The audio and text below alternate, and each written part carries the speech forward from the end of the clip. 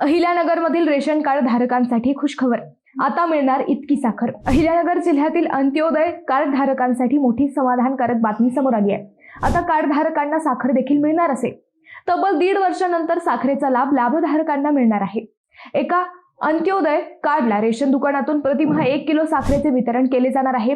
यासाठी पुरवठा विभागाकडे 5000 क्विंटल साखर उपलब्ध झाली आहे। टेंडर अभावी 1.5 वर्षांपासून साखर वितरण बंद होते। अन्न नागरी पुरवठा व ग्राहक संरक्षण विभागाला नोव्हेंबर-डिसेंबर 2025 व जानेवारी 2026 या 3 महिन्यांची साखर उपलब्ध झाली आहे। साखरेसाठी बाजारात 44 रुपये मोजावे लागतात, मात्र रेशन दुकानातून 20 रुपये प्रति किलोने साखर दिली जाते। मात्र 1.5 वर्षापासून रेशन दुकानात साखर मिळत नव्हती। शासन स्तरावर साखरेचे टेंडर होत नसल्याने रेशन दुकानातून पुरवठा बंद झाला होता। याचा फटका 87,064 अंत्योदय कार्ड धारकांना बसला होता।